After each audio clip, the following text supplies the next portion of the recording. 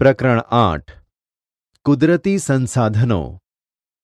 વિદ્યાર્થી મિત્રો, સંસાધન દ્વારા માનવીની જરૂરિયાતો થોડા ઘણા અંશે કે પૂરેપૂરી સંતોષી શકાય.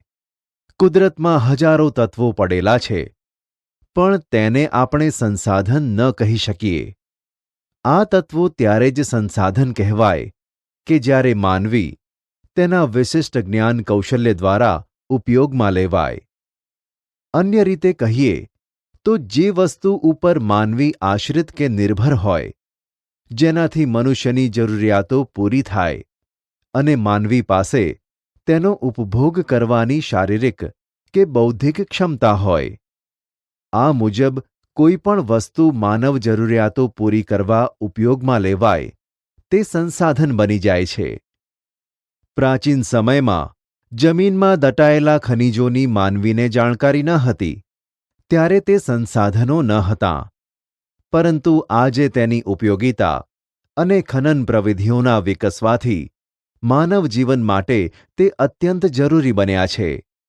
કુદરતી સંસાધનમાં ઉપયોગિતા અને કાર્ય કરવાની યોગ્યતા બંને ગુણધર્મો હોવા જરૂરી છે. કુદરત, માનવ અને સંસ્કૃતિ ત્રણેયની પરસ્પર પ્રક્રિયા દ્વારા જ સંસાધન બને છે. સંસાધનોના ઉપયોગો. વિદ્યાર્થી મિત્રો, સંસાધનો આપણને વિવિધ રીતે ઉપયોગી છે. માનવ જીવનના દરેક તબક્કે તેની કોઈને કોઈક ભૂમિકા આપણને ધ્યાનમાં આવે છે. ખેતી પ્રવૃત્તિથી ઉદ્યોગ પ્રવૃત્તિ સુધીની તમામ પ્રવૃત્તિઓ છેવટે પ્રત્યક્ષ કે પરોક્ષ રીતે કુદરતી સંસાધનો પર અવલંબે છે. તેના ઉપયોગો વિશે વધારે વિગતો જાણીએ. સંસાધન ખોરાક તરીકે. માનવીની ખોરાકની જરૂરિયાત વિવિધ સંસાધનોમાંથી જ પૂરી થાય છે.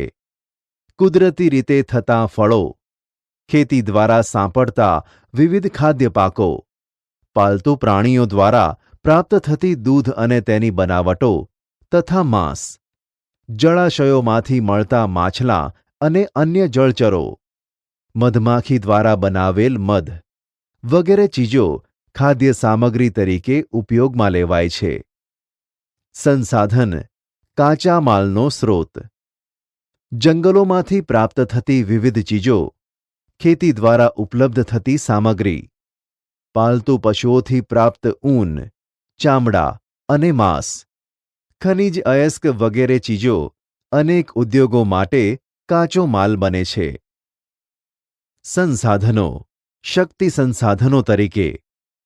વિદ્યાર્થી મિત્રો, આપણે કોલસો, પેટ્રોલિયમ, કુદરતી વાયુ વગેરેનો ઈંધણ તરીકે, ઉદ્યોગો અને ઘર વપરાશમાં બળતણ તરીકે વાપરીએ છીએ.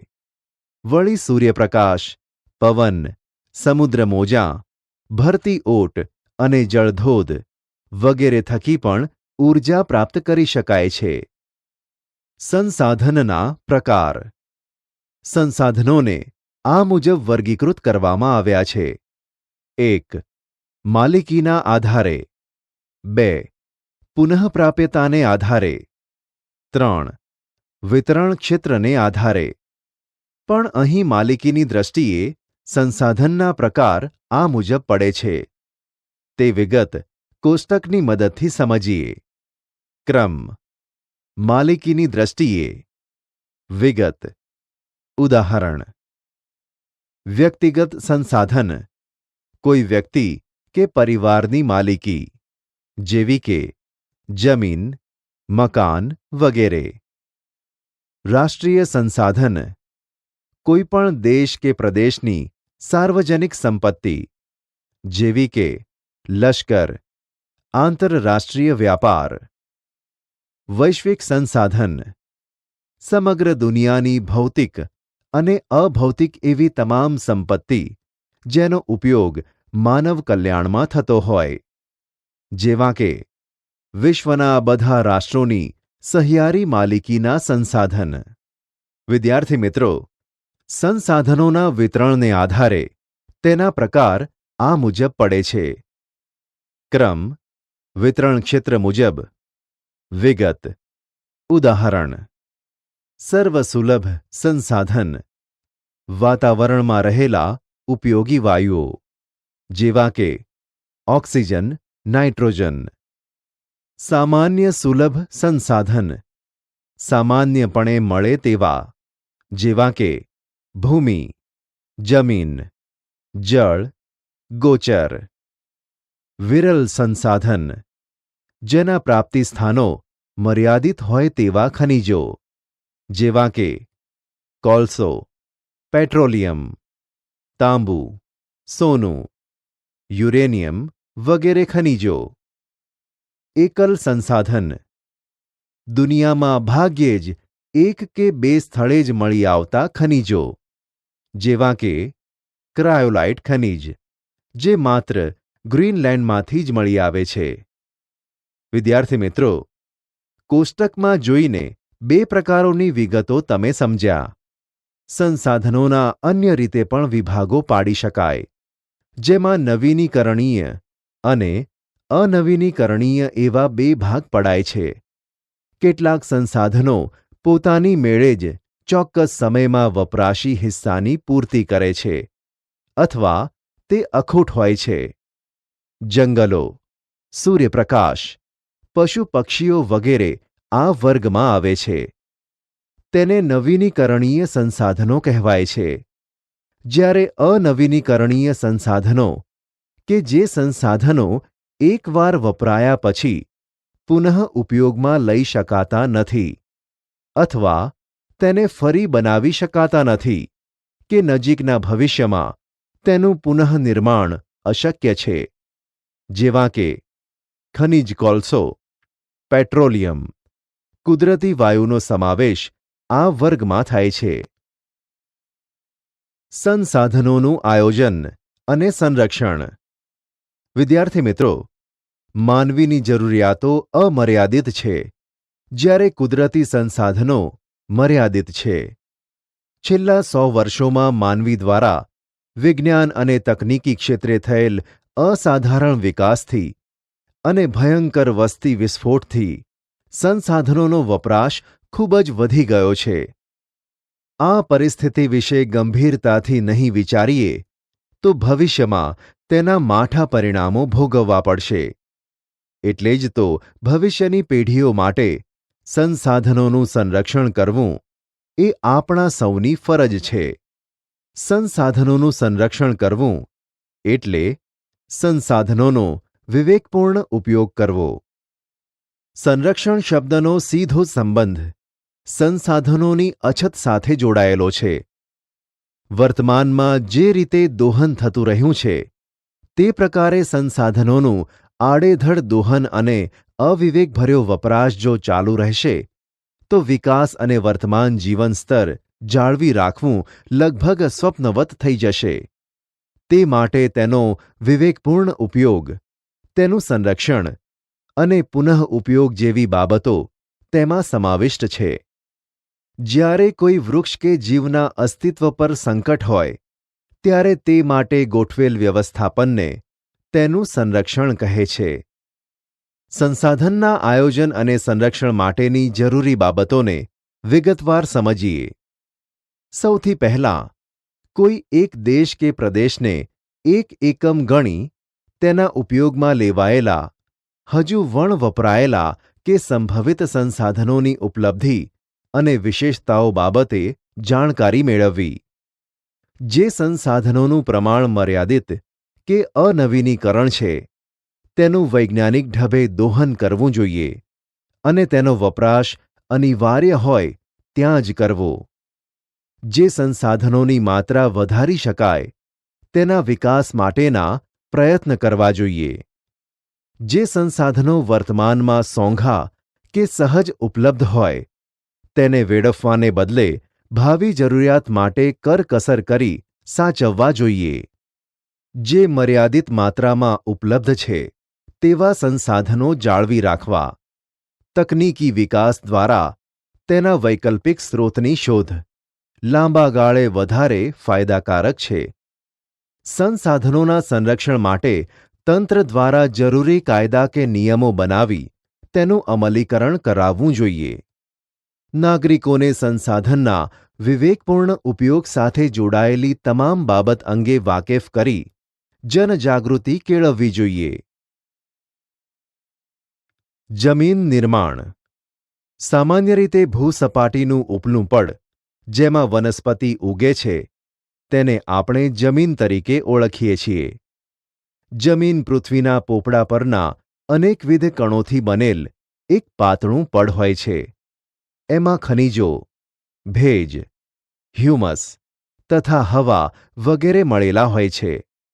માટીની નીચે તેમાં મૂળ ખડક સ્તરો આવેલા હોય છે. જમીનનું નિર્માણ મૂળ ખડકોના ખવાણ અને ધોવાણથી મળતા પદાર્થોથી થાય છે, જેમાં જૈવિક અવશેષો, ભેજ અને હવા ભળે છે. અન્ય રીતે કહીએ તો જમીન, ખનિજો અને જૈવિક તત્વોનું કુદરતી મિશ્રણ છે. તેમાં વનસ્પતિના વૃદ્ધિ અને વિકાસ કરવાની ક્ષમતા છે. જમીન. પૃથ્વીના પોપડાની સૌથી ઉપરની સપાટી કે પડ, જેને આપણે જમીન કહીએ છીએ, તેમાં વનસ્પતિના વૃદ્ધિ અને વિકાસ માટે જરૂરી એવા ખનિજ દ્રવ્યો અને જૈવિક દ્રવ્યો આવેલા હોય છે. જો કે તેનું પ્રમાણ બધી જમીનમાં એક સરખું હોતું નથી. આમ જમીન એટલે સેન્દ્રિય પદાર્થયુક્ત ઝીણા કણોવાળો પોચો ખડક પદાર્થ, અર્થાત ભૂપૃષ્ઠ પરના માતૃખડક અને વનસ્પતિ દ્રવ્યોના મિશ્રણથી બનતા અસંગઠિત પદાર્થોનું પડ કે સપાટી.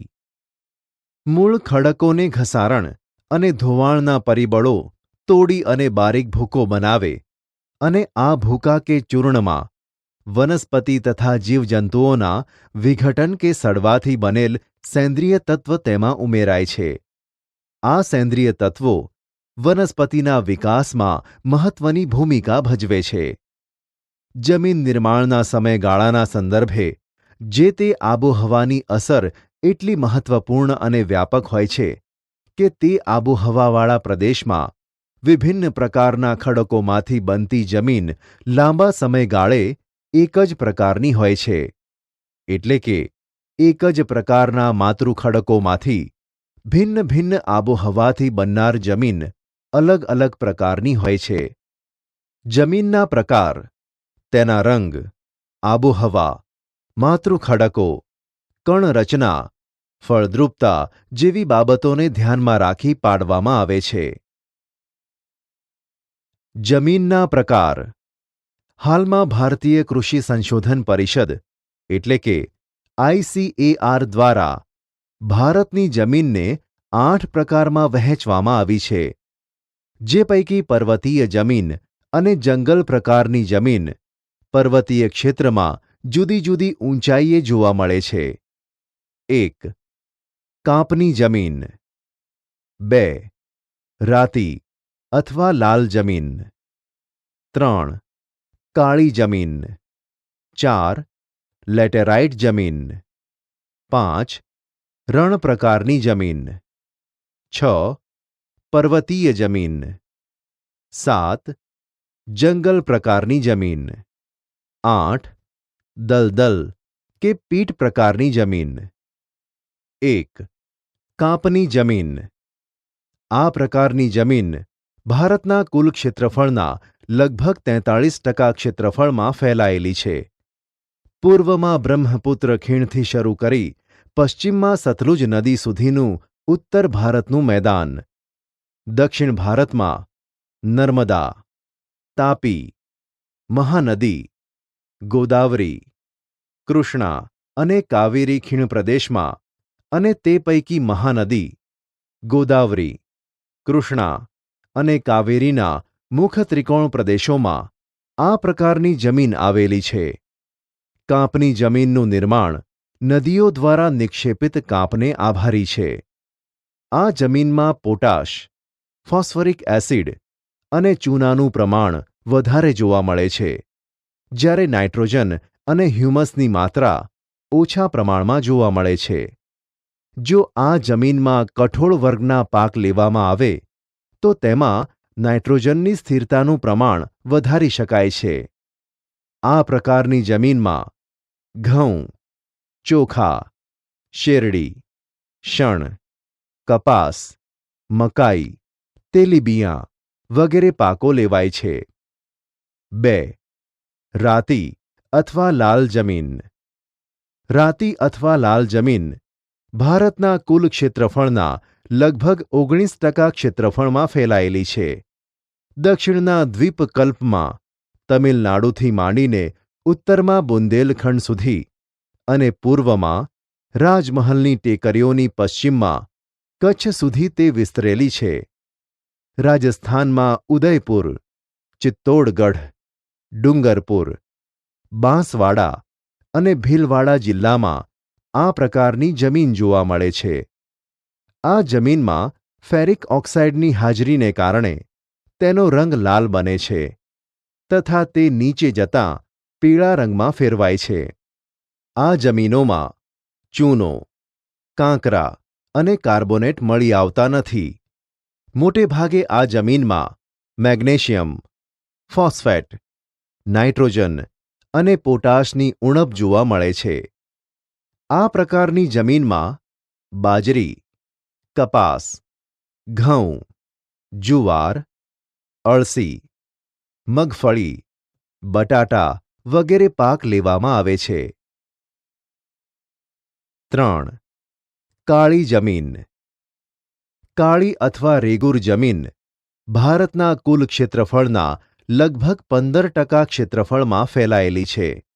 આ જમીનનો ઉદ્ભવ દખ્ખણના લાવાના પથરાવવા થયો છે. સમગ્ર મહારાષ્ટ્ર, પશ્ચિમી મધ્યપ્રદેશ, આંધ્રપ્રદેશનો અને કર્ણાટકનો કેટલોક ભાગ વગેરે જગ્યાએ આ પ્રકારની જમીન જોવા મળે છે. ગુજરાતમાં સુરત, ભરૂચ, નર્મદા, વડોદરા, તાપી અને ડાંગ જિલ્લાની જમીન આ પ્રકારની છે. આ જમીનના નિર્માણમાં લાવાયિક ખડકો અને આબોહવાની ભૂમિકા મુખ્ય છે. લોહ, ચૂનો, કેલ્શિયમ, પોટાશ, એલ્યુમિનિયમ અને મેગ્નેશિયમ કાર્બોનેટનું પ્રમાણ વધુ જોવા મળે છે. તેની ફળદ્રુપતા સારી ગણાય છે. આ જમીનની ભેજ સંગ્રહણ શક્તિ ઘણી વધારે છે.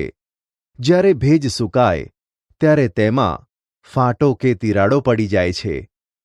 આ પ્રકારની જમીનમાં કપાસ, અળસી, સરસવ, મગફળી, તમાકુ અને અડદ જેવા કઠોળ વર્ગના પાકો લેવામાં આવે છે.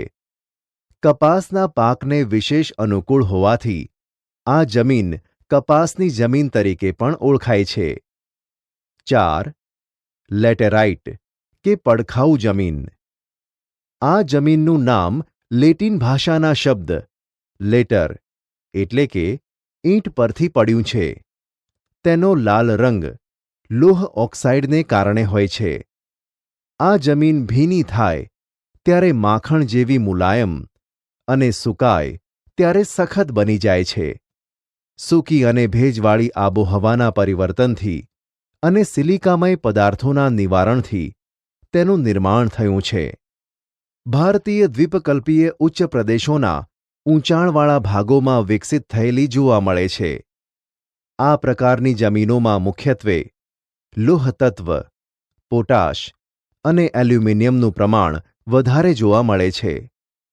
આ જમીન ઓછી ફળદ્રુપ હોય છે, પણ તેમાં ખાતરો નાખીને કપાસ, ડાંગર, રાગી, શેરડી, ચા, કોફી, કાજુ વગેરેના પાક લેવાય છે.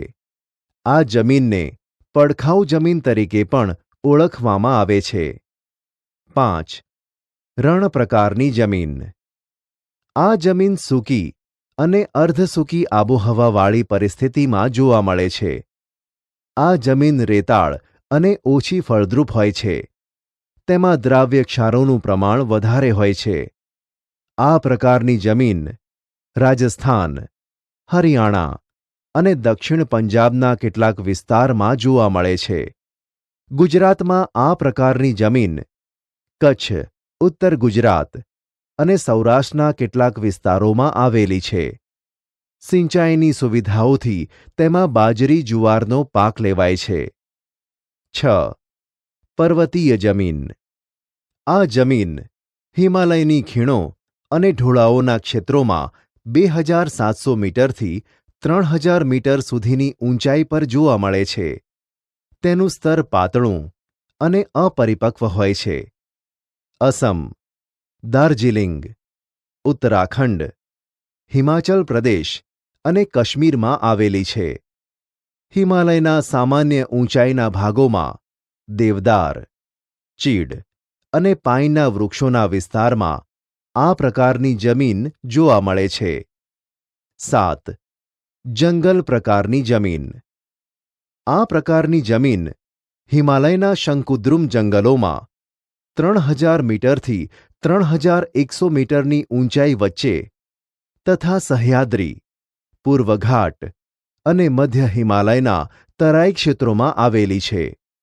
વૃક્ષોના ખરેલા પાંદડાથી ભૂસપાટી ઢંકાયેલી હોય છે અને તે પાંદડા સડવાથી, સેન્દ્રિય દ્રવ્યોનું પ્રમાણ વધવાથી જમીનનો ઉપરનો ભાગ કાળો બનેલો હોય છે, જે જમીન તળમાં નીચેની તરફ જતાં ભૂરા કે લાલ રંગમાં ફેરવાય છે. આ જમીનમાં ચા, કોફી, તેજાના ઉપરાંત ઘઉં, મકાઈ, જવ, ડાંગર વગેરે પાકો લેવાય છે. આ જમીન અત્યંત મર્યાદિત ક્ષેત્રો ધરાવે છે. 8. દલદલ કે પીટ પ્રકારની જમીન. આ પ્રકારની જમીન ભેજવાળા વિસ્તારમાં જૈવિક પદાર્થોના સંચયથી વિકસે છે. વર્ષા ઋતુ દરમિયાન આ જમીન પાણીમાં ડૂબેલી હોય છે અને પાણી ઓસરતાં તેમાં ડાંગરની ખેતી કરવામાં આવે છે. આ જમીનમાં જૈવિક પદાર્થો અને ક્ષારોની બહુલતા તથા ફોસ્ફેટ અને પોટાશની અલ્પતા જોવા મળે છે. આવી જમીન ઓડિશા, પશ્ચિમ બંગાળ, તમિલનાડુના કિનારાના ભાગો, ઉત્તર બિહારનો મધ્ય ભાગ અને ઉત્તરાખંડના અલ્મોડા જિલ્લામાં જોવા મળે છે. આ જમીનનું ક્ષેત્ર અત્યંત મર્યાદિત વ્યાપ ધરાવે છે. જમીન ધોવાણ. ધોવાણ એટલે જમીનના કણોનું ગતિશીલ હવા કે પાણી દ્વારા એક સ્થળેથી બીજા સ્થળે સ્થળાંતરિત થવું. અન્ય રીતે કહીએ તો ઉપલા જમીન કણોનું ઝડપથી કુદરતી બળો દ્વારા અન્યત્ર સ્થળાંતર થઈ જવું. તેની ઉપરનું પડ બનતાં વર્ષો લાગ્યા છે. તેના જમીન કણો ભારે વરસાદ કે તોફાની પવનોથી થોડા દિવસોમાં ખેંચાઈ જાય તો ખેત ઉત્પાદન ઘટે છે. આ પડની જાળવણી ખેતી માટે અત્યંત જરૂરી છે. આથી જમીનનું ધોવાણ અટકાવવું જોઈએ. જમીન ધોવાણ અટકાવવાના ઉપાયો. જમીન પર ચરાણ પ્રવૃત્તિઓને નિયંત્રણમાં લેવી. ઢોળાવવાળી જમીનોમાં સમોચ્ચ રેખીય પગથિયાની તરાહથી વાવેતર કરવું. પડતર જમીનમાં વૃક્ષોનું વાવેતર કરવું. પાણીના વહેણા પડેલા હોય ત્યાં આડબંધ બનાવવા. પાણીનો વેગ ધીમો પાડવા ઢાળવાળા ખેતરમાં ઊંડી ખેડ કરવી. ભૂમિ સંરક્ષણ. ભૂમિ સંરક્ષણ એટલે જમીનનું ધોવાણ રોકીને જમીનની ગુણવત્તા જાળવવી.